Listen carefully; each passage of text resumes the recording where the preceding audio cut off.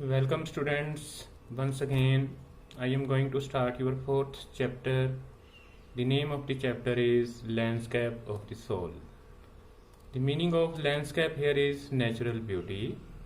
This chapter is written by Nathalie Trevory.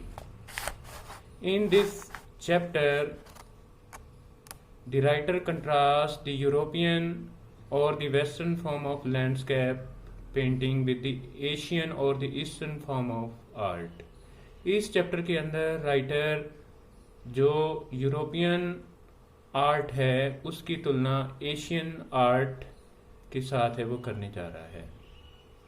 He says that the landscape of A European artist make a figurative painting. वो ये कहना चाहता है कि जो आर्टिस्ट यूरोप के होते हैं वो एक फिगरेटिव पेंटिंग बनाते हैं, उसका मीनिंग कुछ भी हो सकता है। It gives an allusionistic likeness of reality. उनकी जो पेंटिंग्स होती हैं वो वास्तविकता के भ्रम के ऊपर आधारित होती हैं। But the landscape of the Asian artist is an essence of inner life. वो ये कहना चाहता है कि जो एशियन राइटर्स होते एशियन आर्टिस्ट होते हैं उनकी जो पेंटिंग होती है वो अंदर के जीवन को बताती हैं। It is not a landscape of outer image. वो बाहरी वस्तु को प्रस्तुत नहीं करते। It is a landscape of soul.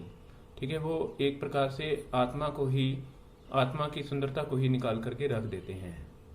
In order to illustrate this difference, the writer gives two stories. One is related to a European painter and the other is related to an ancient painter.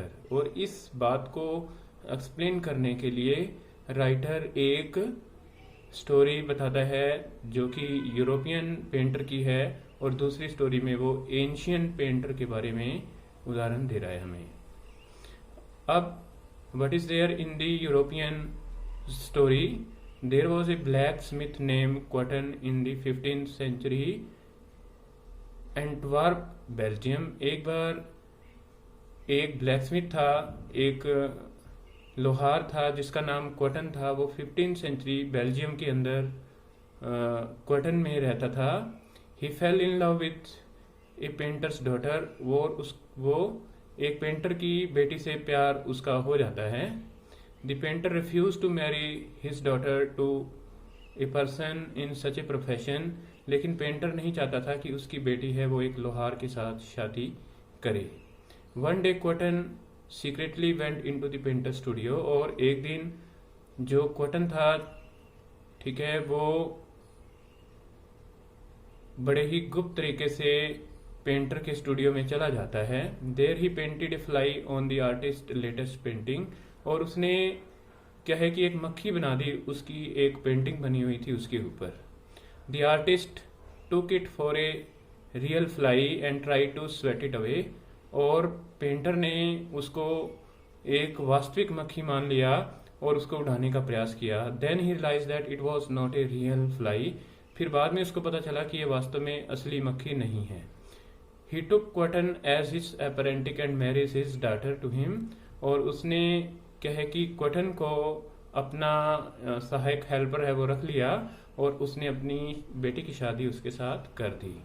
Cotton painting was a painting that created an allusionistic likeness of reality. और उसकी एक ऐसी ये painting थी कि एक प्रकार से वास्तविकता का भ्रम पैदा करने की उसने कोशिश की थी।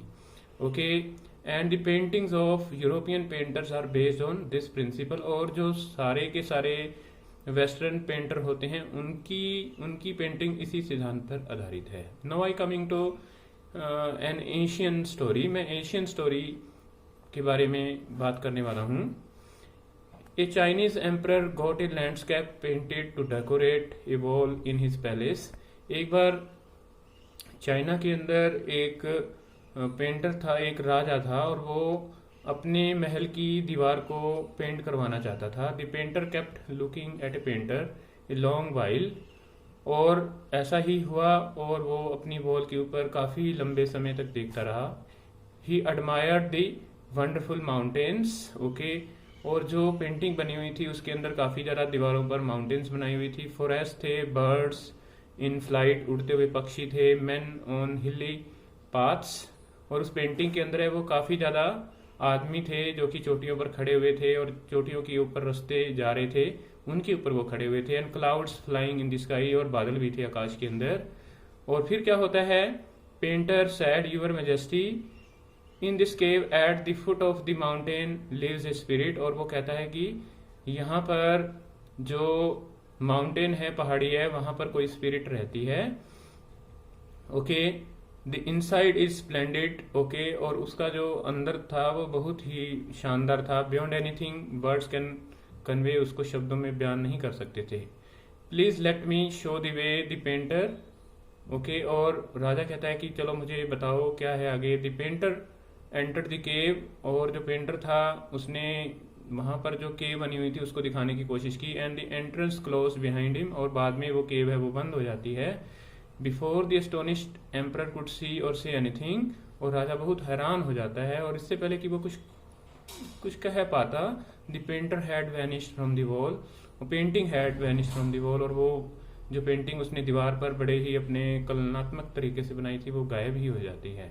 No trace of the artist और the painting was ever seen in the world again, और ना तो उस आर्टिस्ट का और ना ही उसकी पेंटिंग का पता चला। तो these are two different story which contrast the western and the eastern form of landscape.